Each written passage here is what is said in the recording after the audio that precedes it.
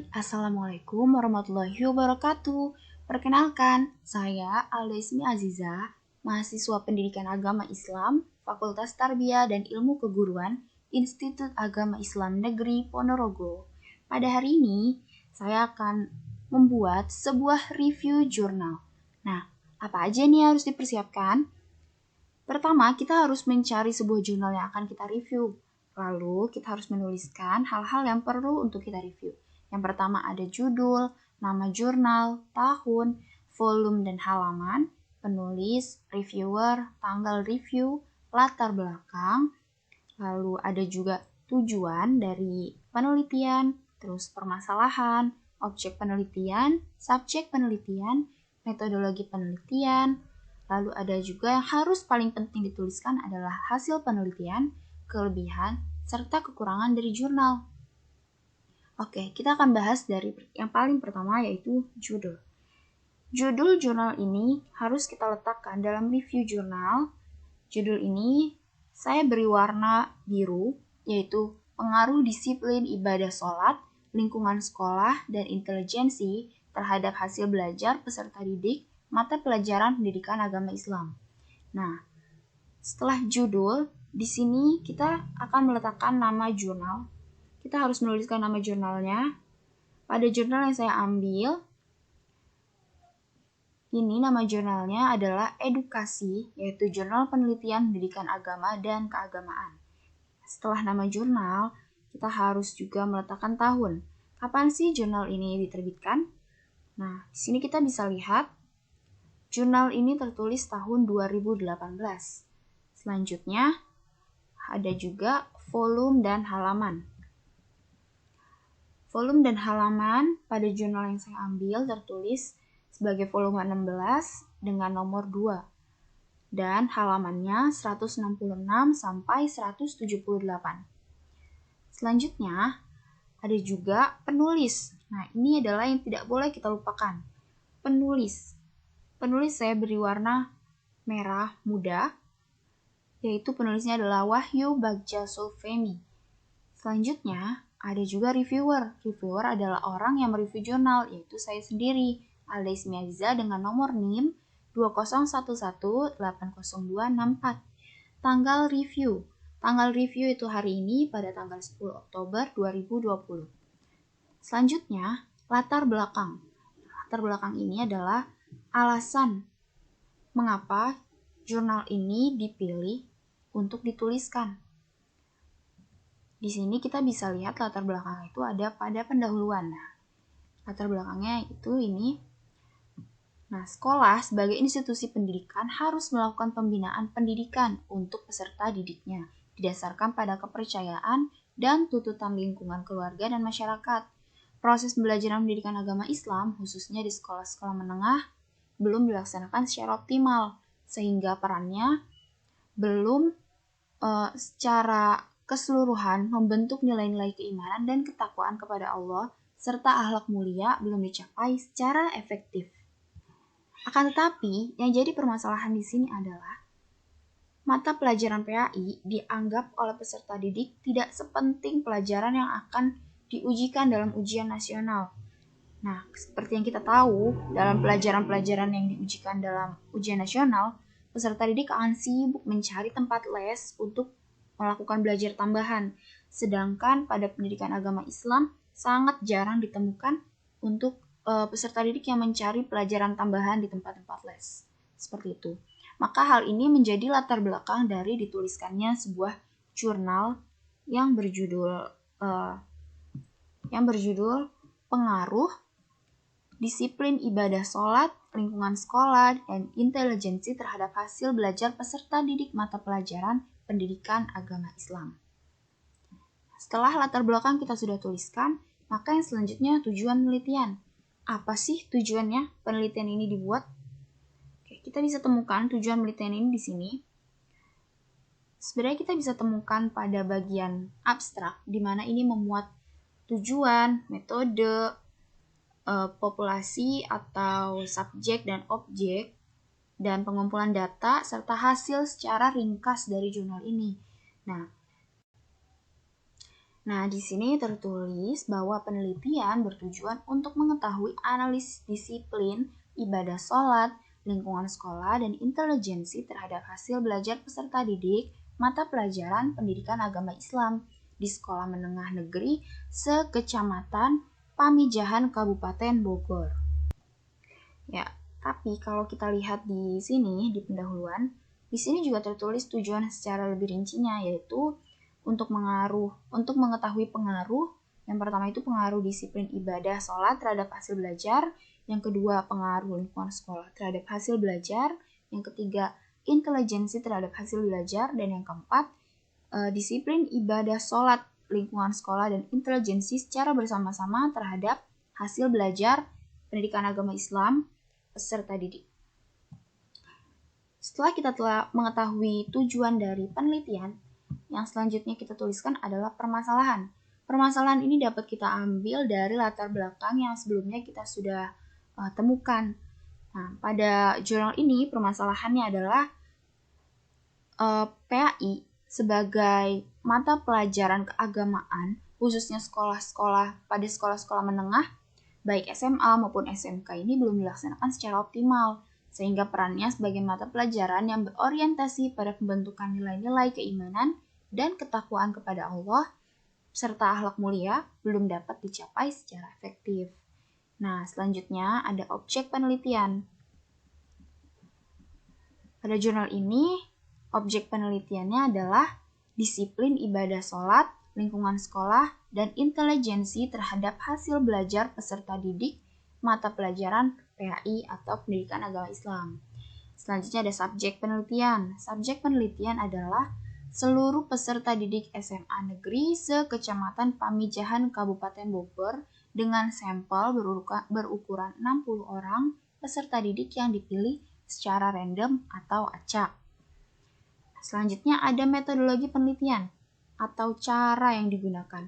Dengan cara apa sih penelitian itu dilakukan? Metode pada penelitian ini digunakan metode survei dengan teknik analisis jalur atau path analysis dengan memperoleh fakta-fakta dari gejala-gejala yang ada dan mencari keterangan secara faktual dengan menggunakan pendekatan kuantitatif sebagai tumpuan analisis teknik regresi. Nah, kita bisa lihat di sini pada bagian metodologi penelitian, yaitu, nah ini kita lihat dengan jalur path analysis dengan populasi targetnya itu seluruh peserta didik. Nah, tapi digunakan teknik random pemilihan sampel dengan gabungan antara cluster dan random. Cluster ini untuk mengelompokkan calon responden menurut kelas paralelnya, sedangkan random untuk memilih anggota sampel dari setiap cluster yang ada. Nah, jumlah anggota sampel dalam penelitian ini ditetapkan sebanyak 60 orang. Karena ada 4 kelas, maka banyaknya anggota sampel dari tiap kelas adalah 15 orang. Jadi, totalnya ada 60. Dilakukan secara acak tanpa memperhatikan strata yang ada dalam populasi. Dan cara demikian itu dilakukan bila anggota populasi dianggap homogen atau sama. Nah, selanjutnya, setelah kita melihat pengumpulan datanya ini dilakukan dengan mengisi kuesioner dan dokumentasi. Kuesioner disiplin ibadah sholat ini disusun dalam 30 butir pertanyaan. Analisa datanya menggunakan statistik deskriptif, yaitu dengan tabel, diagram, dan sebagainya. Lalu korelasi ganda Pearson, koefisien determinan, dan analisis regresi. Uji statistiknya menggunakan uji T dan uji F. Pada teknik pemilihan sampelnya tadi sudah dijelaskan dengan gabungan antara cluster dan random. Lalu teknik analisis data yang digunakan meliputi 2 tahap, yaitu pengujian persyaratan analisis dan pengujian hipotesis penelitian. Nah, seperti apa? Kita bisa lihat di sini. Nah, jadi sebelum dilakukan pengujian persyaratan analisis, data dari setiap variabel dianalisis deskriptif untuk mendapatkan gambaran secara umum, lalu disajikan dalam bentuk statistik deskriptif. seperti mean, median, modus, simpangan baku, dan selanjutnya disajikan dalam bentuk distribusi, frekuensi, dan histogram dari masing-masing perlakuan. Selanjutnya, setelah melihat metodologi penelitian, yang terpenting adalah di sini hasil penelitiannya. Nah, sini kita akan melihat hasil penelitiannya seperti apa pengaruh dari ketiga hal tersebut terhadap hasil belajar pendidikan agama Islam. Nah, di sini pendidikan agama Islam saya beri warna hijau untuk membedakan. Dengan tadi sudah dijelaskan, kuesionernya tersusun dalam 30 butir pertanyaan. Nah, hasilnya dijelaskan dirangkum dalam sebuah tabel uji normalitas galat baku taksiran. Taksiran pada pendidikan agama Islam dengan persamaannya. Yaitu hasilnya sebagai berikut. Nah, di sini dinyatakan normal. Lalu ada juga tabel mengenai rangkuman hasil homogenitas dari perhitungan pengujian homogenitas pengelompokan X1, X2, X3 terhadap Y. Jadi X1 ini adalah disiplin ibadah, X2 ini adalah lingkungan sekolah, dan X3 ini adalah intelijensi. Terhadap Y berarti terhadap hasil belajar. Maka, kalau kita rumuskan satu persatu berdasarkan tujuan tadi, pada tujuan yang pertama adalah mengetahui pengaruh antara disiplin ibadah dengan hasil belajar. Nah, ini menunjukkan bahwa hubungan antara kedua hal itu kuat. Menunjukkan bahwa besarnya kontribusi disiplin ibadah sholat mempengaruhi hasil belajar adalah sebesar 57,30%. Sisanya yaitu karena pengaruh faktor lain. Hal ini dapat disimpulkan bahwa terdapat hubungan yang positif signifikan antara disiplin ibadah sholat dengan hasil belajar. Kemudian, untuk membuktikan hipotesis yang selanjutnya adalah kita lihat, lalu tujuan yang kedua adalah untuk mengetahui pengaruh antara lingkungan sekolah dengan hasil belajar. Dari data yang telah disajikan, di sini disimpulkan bahwa hubungan kedua variabel tersebut adalah kuat. Nah, di sini dituliskan juga koefisien determinasinya sebesar 51,48%, menunjukkan bahwa lingkungan sekolah peserta didik mempengaruhi hasil belajar adalah sebesar 51%. 51,48%. Cukup besar. Dan yang kemudian di sini juga dijelaskan terdapat hubungan yang positif dan signifikan antara lingkungan sekolah dengan hasil belajar. Nah, kemudian untuk yang ketiga atau X3-nya, kita akan membuktikan juga. Sini saya memberikan warna kuning untuk X3-nya atau intelijensi terhadap hasil belajar. Nah, di sini telah ditetapkan juga berdasarkan penelitian dan data yang telah diuji menyatakan bahwa hubungan kedua variabel tersebut adalah kuat. Dengan kontribusi intelijensi peserta didik mempengaruhi hasil belajar sebesar 43,88%. Sisanya yaitu karena faktor lain. Nah, dalam analisis ini korelasi hipotesis bahwa terdapat hubungan positif antara intelijensi dan hasil belajar. Sedangkan pada perhitungan dari program SPSS dan dengan tabel model summary diperoleh koefisien korelasi ganda antara variabel bebas X1, X2, dan X3 dengan variabel terikat Y adalah sebesar 0,865. Maka menunjukkan bahwa hubungan kedua variabel tersebut adalah sangat kuat. Sedangkan koefisien determinasi pada antara intelijensi dengan hasil belajar peserta didik yaitu sebesar 74,82%. Wah, berarti cukup berpengaruh. Nah, untuk yang selanjutnya, di sini maka dinyatakan hipotesis adalah benar.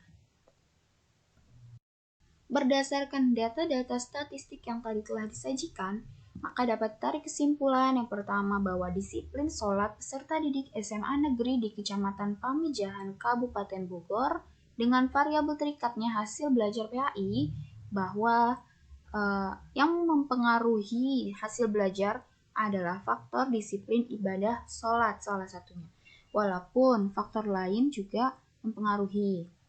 Nah, karena apa? Karena seorang peserta didik yang melaksanakan sholat tepat pada waktunya, maka sikap disiplin juga akan melekat kuat. Jadi, selain disiplin dalam sholat, peserta didik juga terbiasa untuk disiplin dalam belajarnya, mengatur waktu untuk belajarnya. Kemudian, untuk yang kedua, bagaimana kesimpulannya? Kesimpulannya adalah peserta didik dengan lingkungan sekolah yang kondusif dan nyaman akan sangat membantu hasil belajar peserta didik. Karena peserta didik akan menuntut ilmu dengan situasi yang nyaman, situasi yang tenang, tidak ada misalnya kurang cahaya atau kurang ventilasi udara seperti itu. Selanjutnya, yang ketiga adalah terkait intelijensinya, intelijensi dengan hasil belajar peserta didik. Nah, kesimpulannya adalah peserta didik yang memiliki intelijensi yang tinggi, memiliki kemampuan belajar, disertai kecakapan untuk menetapkan dan mempertahankan suatu tujuan, untuk mengadakan suatu penyesuaian dalam rangka pencapaian tujuan itu, dan menilai keadaan diri dengan kritis dan objektif. Jadi, taraf intelijensi ini juga mempengaruhi belajar peserta didik. Peserta didik yang memang pada dasarnya sudah memiliki intelijensi yang tinggi akan lebih besar peluangnya untuk mencapai prestasi belajar yang tinggi pula. Nah, sebaliknya, peserta didik yang memiliki taraf intelijensi yang rendah diperkirakan juga akan memiliki hasil belajar yang rendah. Nah, kesimpulan dari ketiganya bagaimana? Dari perhitungan di mana terdapat hubungan positif dan signifikan antara variabel bebas X1, yaitu X1 itu disiplin ibadah sholat, X2 sebagai lingkungan sekolah, dan X3 intelijensi dengan variabel terikat yaitu Y sebagai hasil belajar. Dengan demikian, jika seseorang terbiasa dengan disiplin dan khusyuk dalam menjalankan sholat, maka dalam hal ini belajarnya pun akan selalu disiplin dan mudah untuk berkonsentrasi. Seperti itu. Kemudian peneliti ini juga memberikan penutup yang menyimpulkan ketiga hal tadi yang terkait dengan tujuan dari penelitian, bahwa kesimpulannya adalah dari ketiga hal yaitu disiplin, ibadah, lalu lingkungan sekolah, dan tingkat intelijensi siswa juga mempengaruhi dalam pencapaian hasil belajar atau prestasi belajar siswa. Nah, selanjutnya setelah kita memberikan review tentang hasil penelitian, sini ada ringkasnya hasil penelitiannya bahwa tadi membuktikan ketiganya berpengaruh secara signifikan. Selanjutnya kita memberikan review mengenai kelebihan dan kekurangan jurnal. Pada kali ini, menurut saya, kelebihan dalam jurnal ini adalah memberikan penjelasan yang cukup jelas mengenai keterkaitan antara disiplin ibadah, lingkungan sekolah, dan tingkat intelijensi. Apakah mempengaruhi hasil belajar peserta didik pada mata pelajaran pendidikan agama Islam? Nah, penjelasan juga disajikan bersama tabel untuk memberi penjelasan yang lebih jelas. Jadi untuk mendukung dari argumentasi penulis, argumentasi peneliti, disajikan dengan tabel statistik yang telah diuji. Dengan begitu, pembaca juga akan menjadi lebih yakin bahwa penelitian dilakukan dengan sungguh-sungguh. Namun, di sini ada juga kekurangan dari jurnalnya, yaitu pada pengujian hanya menggunakan tabel yang menunjukkan pengaruh dan keterkaitannya. Dalam hal ini hanya menunjukkan bahwa apakah itu berpengaruh atau tidak, tapi tidak menyertakan diagram yang menunjukkan apakah sebesar apa perbedaannya atau tingkat turunnya prestasi belajar atau hasil belajar siswa dari yang misalnya dengan siswa dengan disiplin ibadah tinggi, dengan sekolah yang baik dan intelijensi yang tinggi, dengan siswa disiplin ibadah rendah, lingkungan yang kurang mendukung, dan intelijensi rendah. Atau mungkin dengan siswa disiplin ibadahnya tinggi namun lingkungan sekolahnya tidak mendukung, atau memang tingkat intelijensinya juga tinggi itu hendaknya diberikan diagram perbedaannya. Jadi pembaca juga akan lebih mengerti seberapa besar pengaruh dan seberapa besar hal itu memiliki hubungan positif dan signifikan. Baik, kita telah mereview sebuah jurnal karya Wahyu Bagja Zulfemi. Itu saja yang bisa saya sampaikan. Semoga hal ini dapat berguna bagi kita semua. Kurang lebihnya mohon maaf ya. Assalamualaikum warahmatullahi wabarakatuh.